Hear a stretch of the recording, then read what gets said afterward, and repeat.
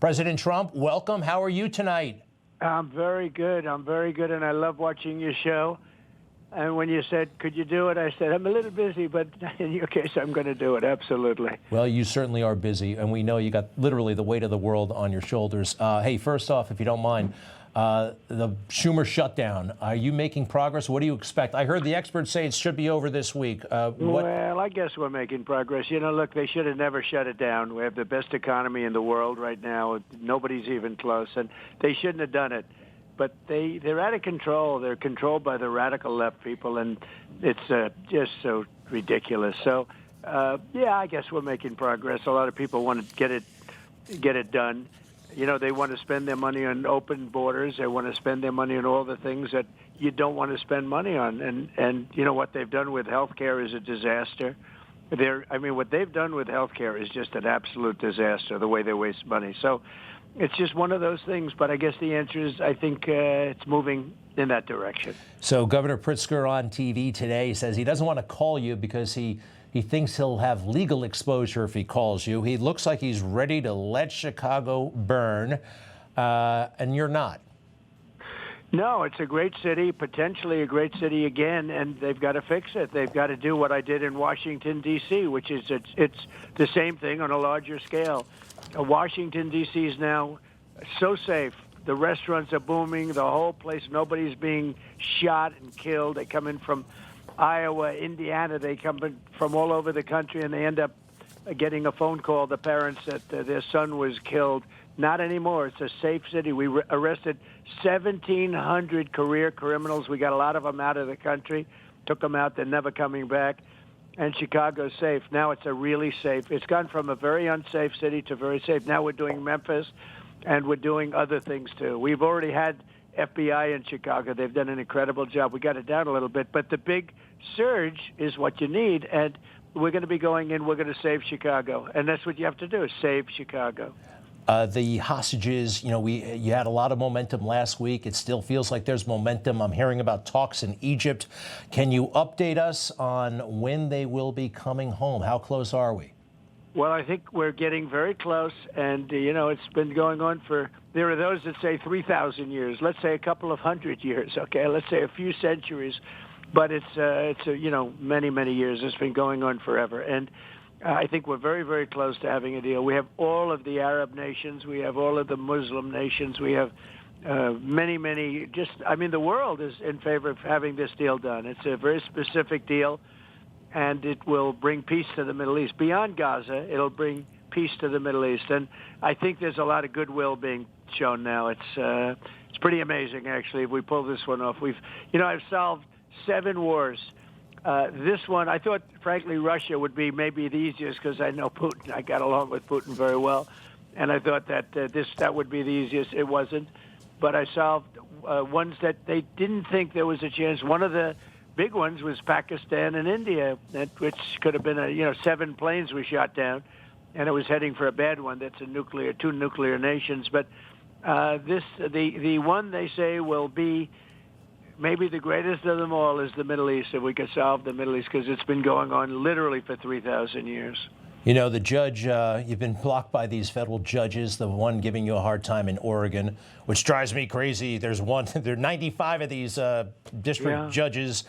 The Insurrection Act, is that going to be formally invoked? Is that a way to kind of get around all this opposition? Well, it is a way to get around it. If we don't have to use it, I wouldn't use it. If you take a look at what's been going on in Portland, it's been going on for a long time, and that's insurrection. I mean, that's pure insurrection. And then you have a governor get up and say, there's absolutely nothing wrong, and you see these places are burning down. Like in Chicago with Pritzker, they lose 5 a weekend, 6, 7, 8, 10, 11. 30. It's crazy. And you know, like 35 are shot. You look at some of the bigger weekends, and they'll have 11 dead, 11 murdered, and 50 shot. And then he gets up on television and tells everyone how safe it is. It's not safe, and we'll make it safe. I can make it safe. We can make it safe easily, and it won't even take that long. And the biggest problem we have is that they fight. They just fight, I guess. I don't know what it is. It's a sickness. They don't want. Why would you not let the military come in, meaning National Guard or whatever? And you know, when they interview, very interesting. They interviewed people before and something, and I'm watching, and a woman said, "I don't care who they bring in. People are being killed here. I just want it to stop. They can bring in whoever they want. People don't care. They want it to stop." And that's what we did. We brought in the National Guard into D.C., and it's now one of the safest. It went from a very unsafe city to one of the safest cities in the country. It took 12 days, and then let's say give us a couple of more days after that, figure a month, but it took 12 days before the crime really stopped, and after it stopped. And you know, our soldiers are not politically correct. These are we won the case on merit at the Supreme Court. These people are there for merit. They're there because they should be there, and they look like soldiers. And they went in and they just cleaned it up. And they're doing the same thing right now in Memphis, Tennessee. They're doing a great job. In just a few days, it's almost better. It's getting really good, really fast. We'll do the same thing in Chicago, and we'll do it in other places that need it.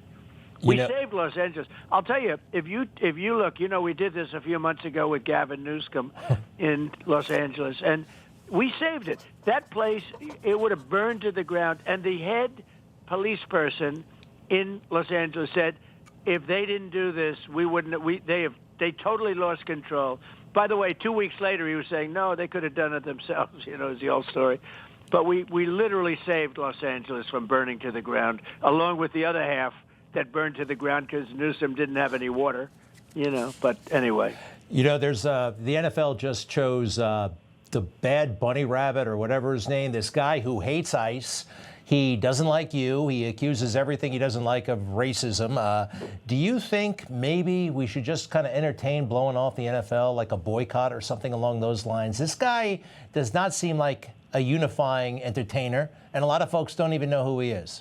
I never heard of him. I don't know who he is. I don't know why they're doing it. It's like crazy. And then they blame it on some promoter that they hired to pick up entertainment. I think it's absolutely ridiculous. And while we're at it, I'd like them to change the kickoff rule, which looks ridiculous, where the ball is kicked and the ball is floating in the air and everyone's standing there watching it. It's ridiculous. It's not any safer than the regular kickoff. I think it just looks so terrible. I think it really demeans football, to be honest with you. It's a great game, but it demeans football. Do you know what I mean by that? The kickoff rule, the new kickoff rule. It's ridiculous. Information. Truth. Is freedom. Is Newsmax. It's real news for real people.